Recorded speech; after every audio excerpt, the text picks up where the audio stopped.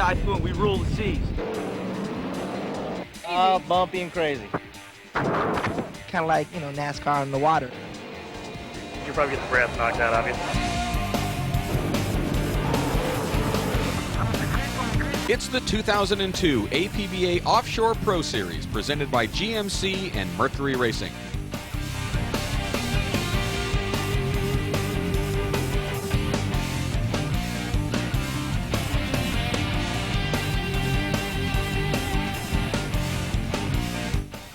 Welcome to beautiful, historic Key West, the site of the 2002 APBA Offshore World Championship Preview Show. Key West is considered to be the birthplace of offshore powerboat racing in North America, with the first race here in 1917.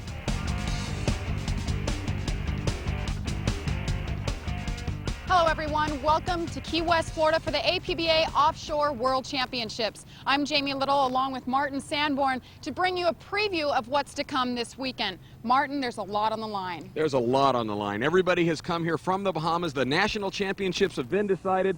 This is a two-race format. The best of these two races, whoever runs the best in these two walks away with the most important title in offshore powerboat racing, a world championship.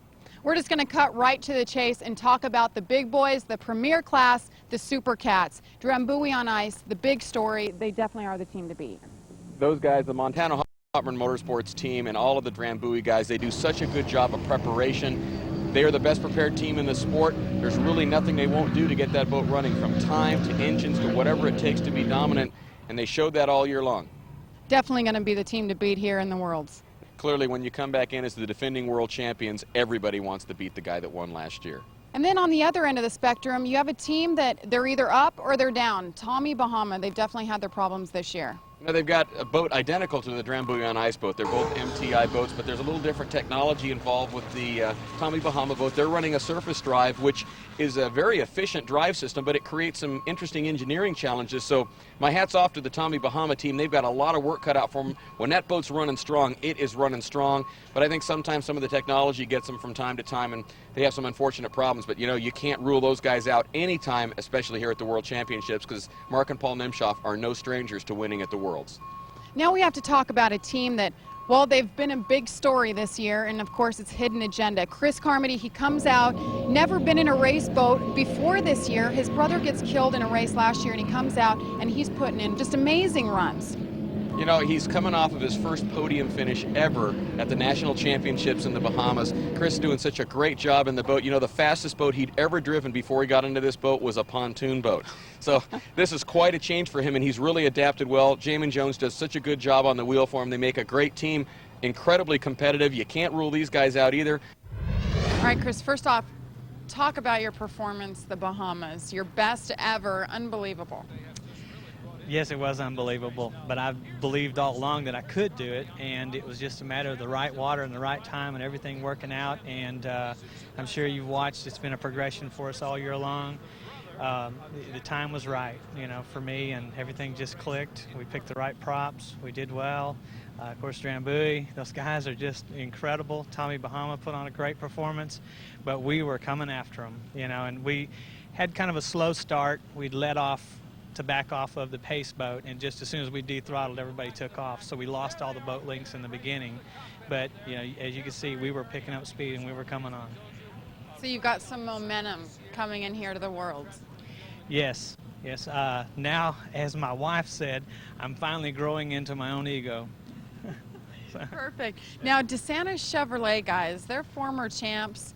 You guys knocked them out of the top 4 position. Now, you guys in the points, you ended up in national championship, you guys ended up 4th in the last minute. That's pretty good. Yeah, that was our mission, to get to the Bahamas for those points, because we had set out 2 races, and those 2 races were costly to us, even to get up there and compete with Tommy Bahama. But, you know, every point counts, every position counts, and especially, you know, for being my rookie year and me climbing like I was, you know, and everything that I did counted. It was important for me. Even one position counted. Even if we weren't going to get into the top 3, one position mattered. Now the points are all done with. This is all about ego here. This is the World Championships. What does it mean for you guys here this weekend? If, you know, say you take home a win, what does that mean for you? Take home a win means next year I get to really get into my ego. I get to wear the coveted US 1, so that's what the Worlds is all about in closing out a great season. Coming into this, I was all about the APBA. Even when I was asked to go somewhere else, I was all about, and I was loyal to the APBA, and I was supporting it all the way. And I believe in the APBA. I believe in where the APBA is going. And, I wanted to finish this season out with a statement that, I am about APBA and making the sport go somewhere. You all know my mission, so I'm going to continue on with it.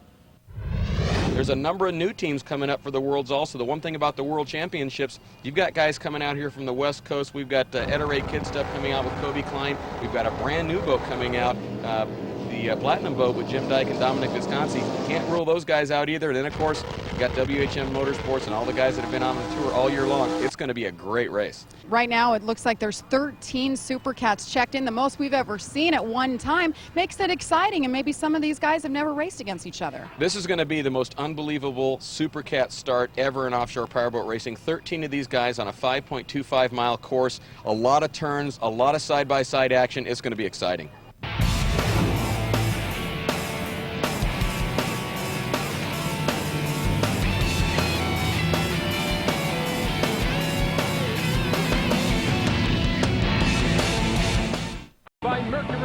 Where the race never stops. Welcome back to the 2002 APBA Offshore World Championships Preview Show. One of the most important and certainly one of the most difficult jobs this weekend belongs to Mike Tomlinson, Chief Referee of APBA Offshore. He's the top cop in offshore, and it's up to him to make sure everybody plays by the rules. Talk about the importance of the Worlds and what it takes for somebody to get here. Okay, the World Championship, of course, is as it implies, a world championship. The race is open to anyone that wants to come run with us as long as they have pre-qualified. This year there was a one race requirement for all classes except Super Cat and Super V. That meant that you had to have run in an APBA or UIM equivalent class of APBA at least one event before this race. APBA is the oldest and the only organization in the United States that is allowed to legally offer a world championship race as sanctioned by UIM, which is the world authority, Union International Moto Nautique. They are the world authority for boat racing, and APBA is the only licensed agent of UIM in the United States. So we feel like that we offer the only true world championship title. Now the factory class catamaran, Super Cat Lights, very, very competitive class. But in motion again, these guys seem to be unstoppable so far. They only had one mechanical failure all year long. That's why they have the #1 on the side of their boat, going out and winning the national championship. Joey Groton and Jerry Sorrentino do so well on that boat. It's a 36-foot skater. There's another boat identical to it out there that we got to watch out for also, though. Liquid Metal. There's a couple boats out there that are side by side.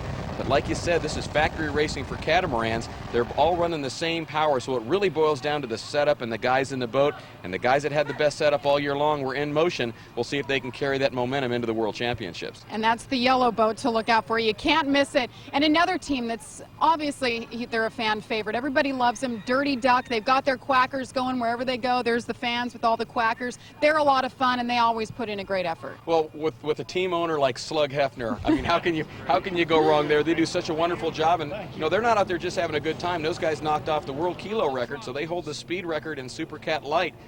Tough team to run with, and you've got a lot of manufacturers out there that are all battling for that championship in Super Cat Light inboard. You've got Eliminator out there running, obviously Skater, MTI, Motion. There's a lot on the line in this class. So Martin, tell us exactly what the difference is between Super Cat and Super Cat Light.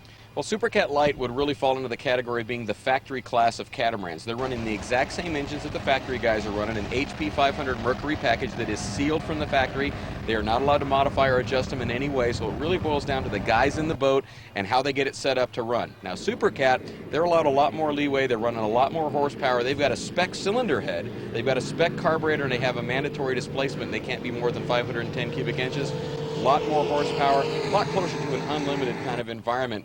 They're running a lot faster, consequently, as well.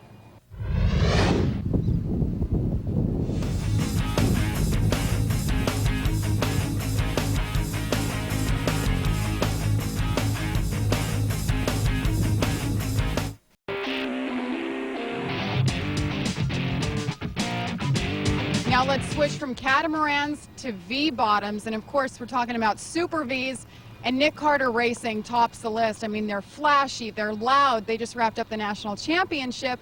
They're great to have out there, though, for the sport as a whole. Absolutely, and of course they're coming to their home waters down here in Key West.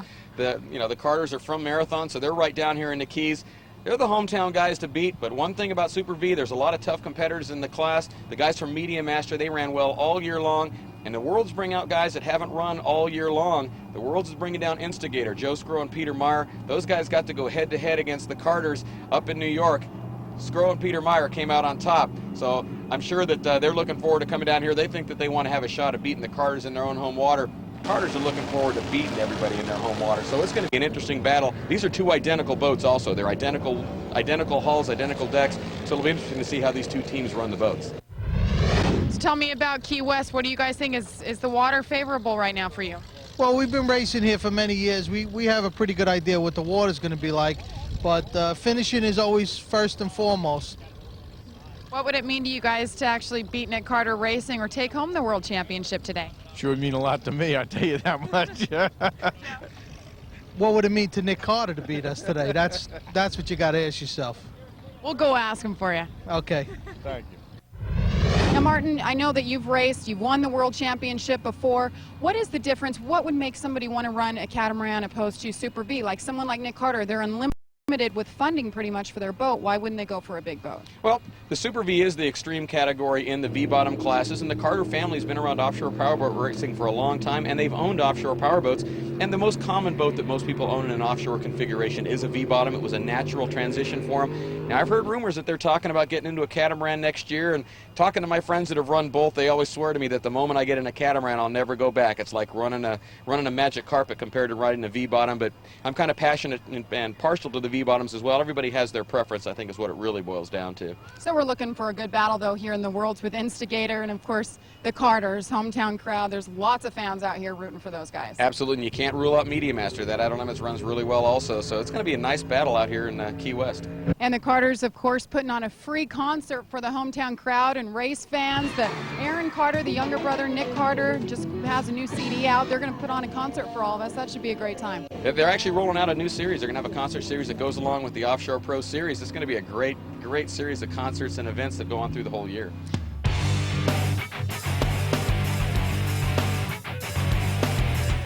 We're hanging out with 5 beautiful girls and no secrets. We're on a yacht right now, actually. Night before the races, the girls are hanging out with all the fans, the racers themselves. What are you girls doing out here? We're actually kind of, just chilling, hanging out, enjoying the boat. It's beautiful. So what do you think so far of the racing? I know you guys have seen a little bit of it. We love it. We definitely know it's it's definitely our favorite sport, our new sport that we love. So what are you doing here, though? I know you're going to be putting together a concert thing tonight, or tomorrow night, actually, for all the fans and the racers.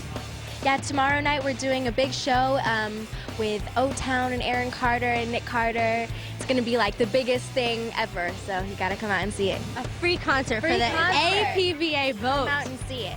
Races. All right. And you girls have a CD out. Tell us where everybody can get that. You can get that at any major record store, Tower, Warehouse, Target, any place like that.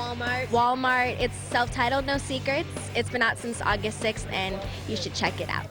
All right, girls, give me some scoop on the boys that you met. O-Town. Oh, come on. Tell me about the boys. She's speechless.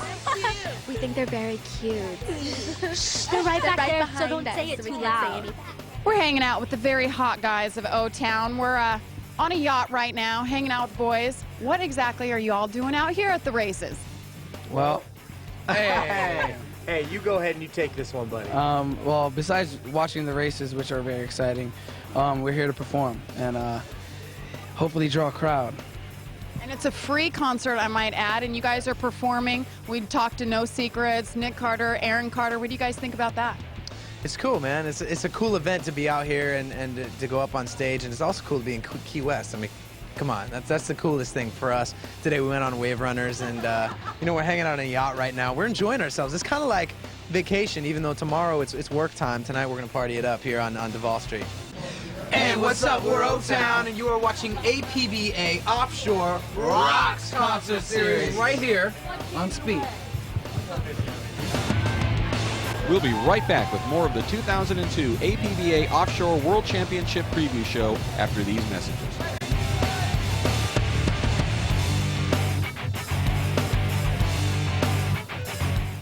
Never stops. Welcome back to the 2002 APBA Offshore World Championships Preview Show. We're in Key West, Florida for the World Championships. I'm getting ready to go out on Nick Carter's boat, Nick Carter Racing right now. I'm with Lee Murray, throttles, and I've never done anything like this. What advice do you have for me? Basically listen to me. Hold on tight. Don't turn sharp while we're running hard. Pretty much nothing more than that. It's actually a nice ride. You won't be surprised. Yeah, and I'm not going out just to ride. I'm actually going to drive this thing. Driver and throttleman operate this machine. So we're going to go out and get it started because these guys have a world championship to win this weekend. So let's do it. All right, let's go.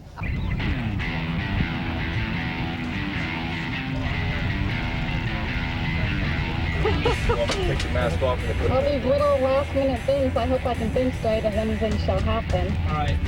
Just like driving your car. It's recording right now. Use the gas. You just turn. It's exciting. I can't wait to fire it up. Relax. All right, we ready? We're ready. Everything ready back there?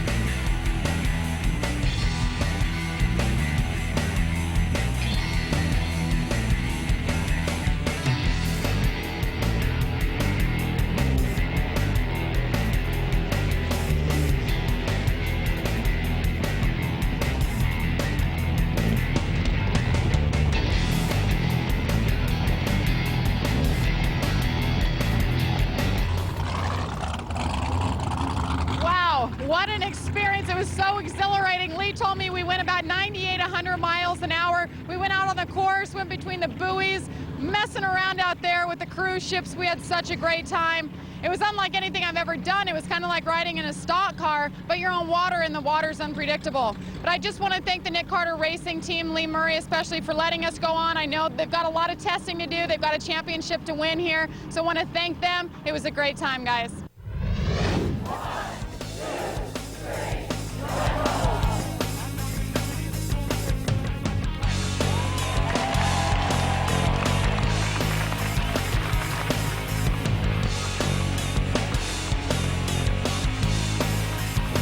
For a World Championships Preview Show.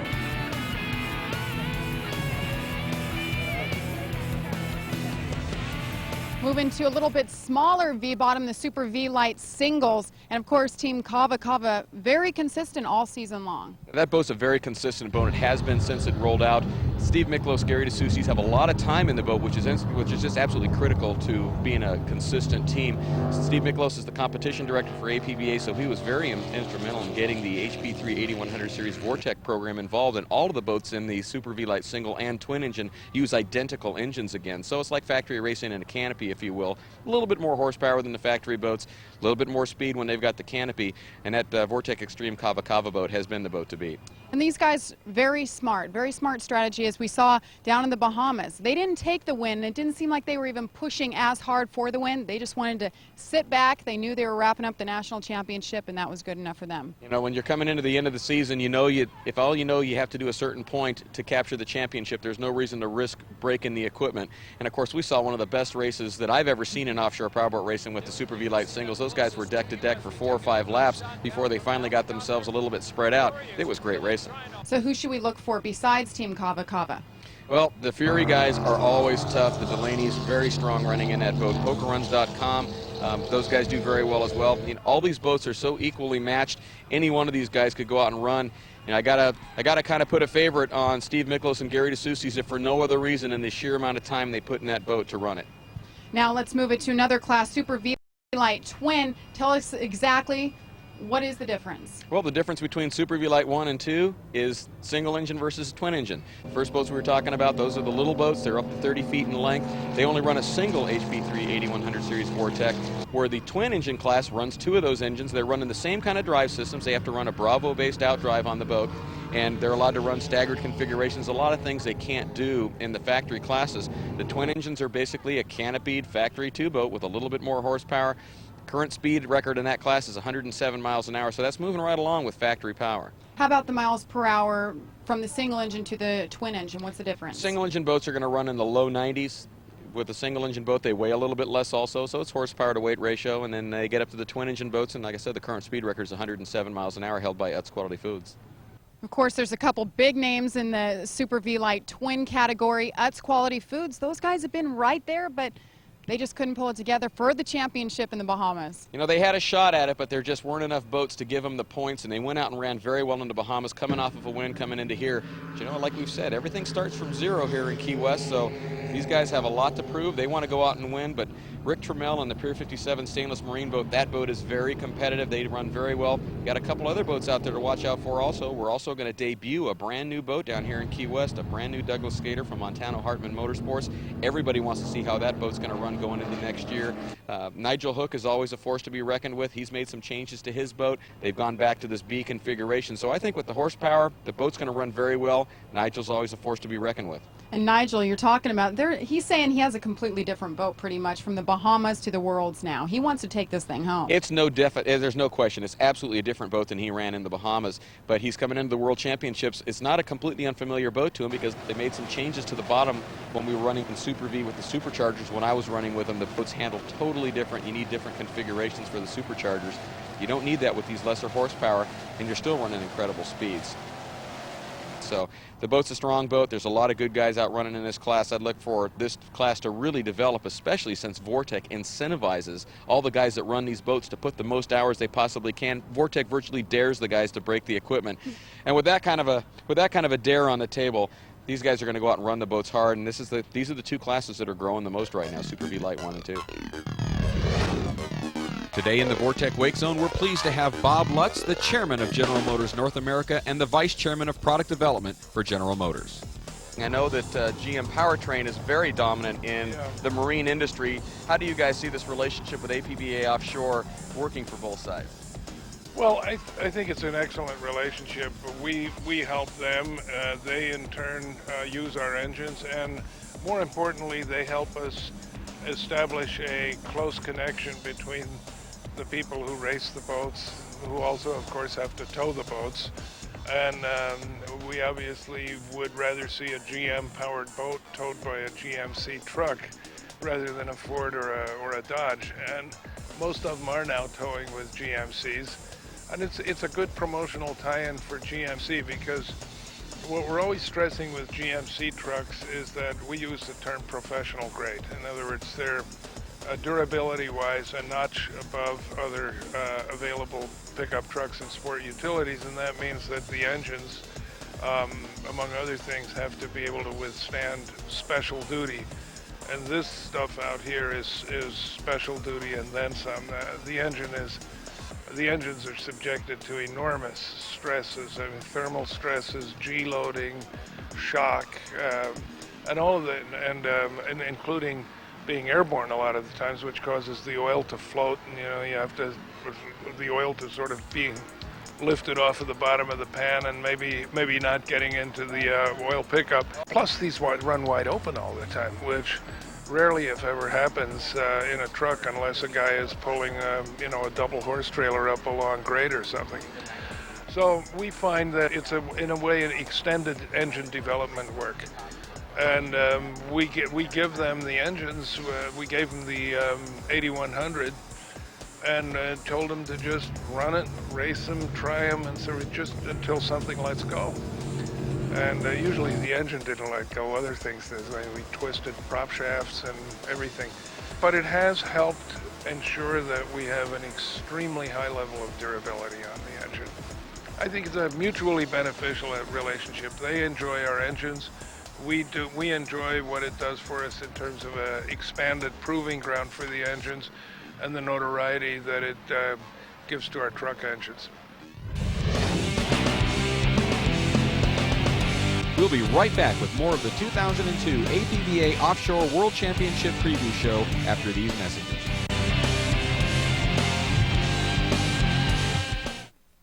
Show. One of the most popular attractions in Key West is the Ernest Hemingway House. The famous American writer owned the home from 1931 until his death in 1961. This Spanish colonial-style home was constructed of native rock hewn from the grounds and includes the first swimming pool ever built in Key West at the then exorbitant price of $20,000. The property is now a museum and open to the public year-round. It's also home to over 60 cats, many of which are descendants of Papa Hemingway's original pets. All right, Martin, people are going to notice these boats if they've never seen it before, the Bat boats, the One Designs. Explain exactly what this class is, what they're all about, because we see them out there and we see outside people that have never raced before coming in and racing them. Well, we got a chance to see that for sure in the Bahamas with the guy that ended up running and winning the race. His wife leased the boat for that weekend as a birthday present for him. What a great birthday present to win your first race in offshore competition.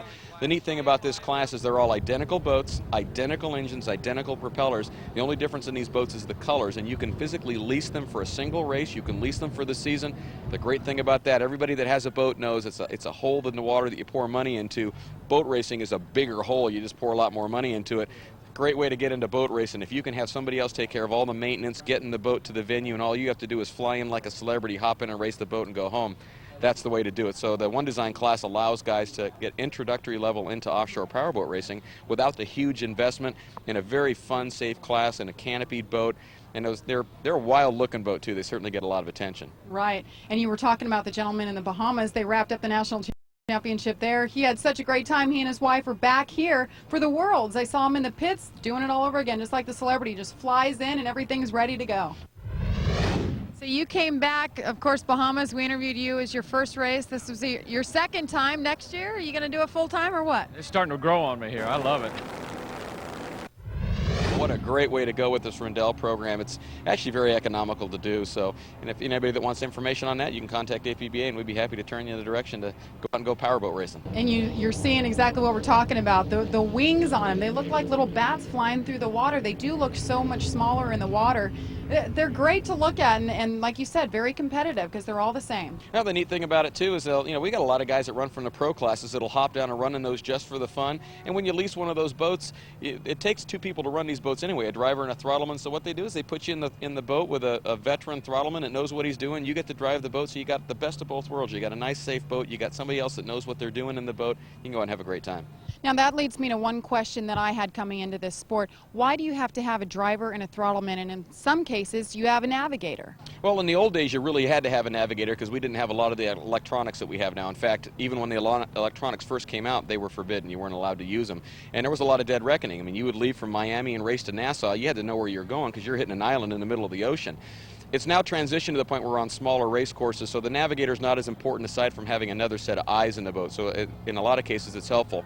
But the reason you have a driver and a throttleman is there's so much going on in the boat. It's really hard to get around the race course effectively when you have to turn it, control the throttles, adjust all the trim settings. There's a lot going on for you to be competitive, and there's a lot of boats around you, so you need to be focused on one task at a time. Now there's one boat that we're going to see out here, all the spectators are going to see. I love to see him out there, but he's in a class of his own, the PX1, of course, Bacardi Silver. Tell me about this boat and what they're doing out here. Well, first on the P classes, that allows guys to bring anything they want to come out racing. It's bracket racing and offshore, so what it allows guys to do is APBA puts you in a class based on how fast your boat goes in 10-mile-an-hour increments. So if you have a boat that runs 70 miles an hour, you can come out and race. They're going to put you in class with boats that run in that range. If you have the safety equipment, you're good to go. PX, those are the big boys. Those guys can come out with any equipment they want. Like you said, Bacardi Silver is the boat to beat. That boat set a record at 190 miles an hour in a catamaran.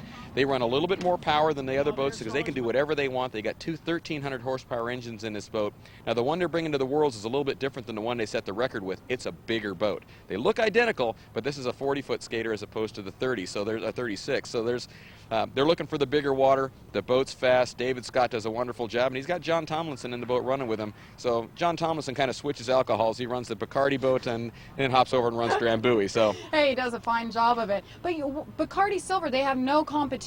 These guys are basically coming out and just showboating. They just want to show they've got the fastest, the biggest, most powerful boat out there. well, they've got some competition this weekend. There's another big extreme catamaran that's here. They had some competition in Cleveland. Unfortunately, they broke on the first lap. It would have been a great battle. And these guys have run head-to-head with a couple other fast boats throughout the year. So there's a little bit of racing going on. It's always fun to watch these huge horsepower boats go out and duke it out. It's great to see when they do get the competition because the fans just love it, and they're so loud you can't miss it no matter where we are on the island in Key West. Absolutely, and everything's so close here, you can hear them out on the back straightaway.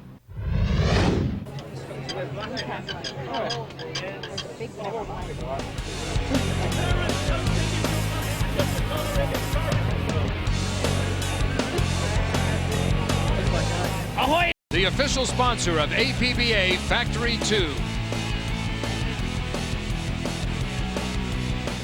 Welcome back to the APBA Offshore World Championships preview. We're now sitting on the porch of the old Customs House, which is now called the Key West Museum of Art and History. Some of the most competitive boats you're going to see in the World Championships are the factory classes. Factory 1, Factory 2. Martin, tell us exactly what are some of the differences between the two. Well, the first obvious one really boils down to the 1 and 2. Factory 1 are single-engine V-bottom boats up to 30 feet in length. Factory 2 are twin-engine V-bottom boats up to 39 feet in length. But the distinguishing characteristic of this class of racing is they are factory-sealed engines. They're all running Mercury HP 500 engines. Unlike the Super Cat Lights, which is kind of like the factory class of the catamarans, these guys aren't even allowed to modify the outdrives. They have to use a Bravo outdrive. They're allowed to put some beefier components inside. Aside from that, it is pure production racing. This is where the factories really duke it out to be able to say who has the #1 boat. One of the strongest Factory 2 manufacturers is Formula Powerboats, the official sponsor of APBA Offshore Factory 2 Racing. I had the opportunity to speak with Formula President Scott Porter about his company, his teams, and the World Championships. I'm here with Scott Porter. He's the president of Formula Boats. Scott, you guys, of all the manufacturers, have done such a tremendous job of bringing the factory image out to factory class racing. How does your factory class program relate back to the racer, and then how does it relate back to the customer that buys a pleasure boat? Martin, we've had a wonderful program now for several years, and we've learned so much from it. Racing is a great venue for us to learn more in R&D about our boats, and we've learned a lot about structure and performance and how to tune the boats, and very valuable as it relates back to our pleasure boats. You guys have done such a wonderful job. When we look around the way you treat your racers, I had an opportunity to go to your dinner last night, and the relationships you guys have with the sponsors and how you get that back to the race teams is also unique from the manufacturer relationship with the race team. Tell us a little bit about that. You know, I think we have a tremendous culture in our company, and I think that culture has seemed to attract just tremendous boat racers, and it's we enjoyed the party last night. It was our way to just say thank you to our boat racers and to all of our marketing partners that we have in our racing program. Now, all those companies that come in that we see on the Formula boats, they're actually brought to the racers via the factory, right? And then you guys kind of get that to the racer themselves. Is that how your program works? The sponsors come to Formula Powerboats and you give that right back to the racers? That's right, Martin, we do. We have a tremendous contingency program, and it's our way to try to help people with their budgets in racing, and we pay them so much a race, and that is really supported through our marketing partners. It just is a tremendous program, and our marketing partners gain a lot from it also. Well, I know it's a tremendous incentive for the racers to have the product and to get a contingency program out of it. Now, I know that you got a chance to race. You and I raced in the very first Factory 2 race against each other in Biloxi. Now, how does it feel to sit back now and watch your guys out there doing it? I know you have just nothing but the greatest of respect for them. Does it still give you a little bit of that itch that you'd like to be out there still doing it?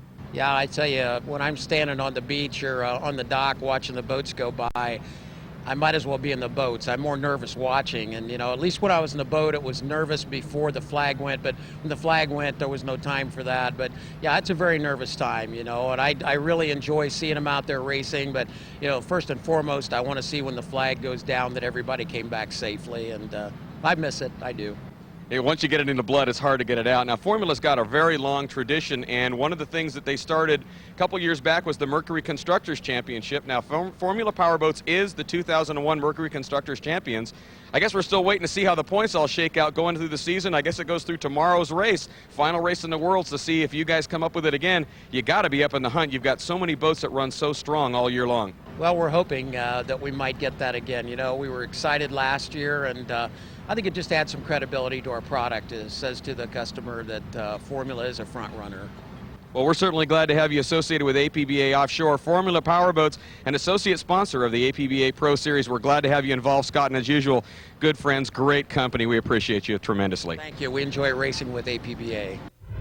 Talk about Formula and their role with you guys and your racing team. Formula's been great. I've been with them, I believe, since '98.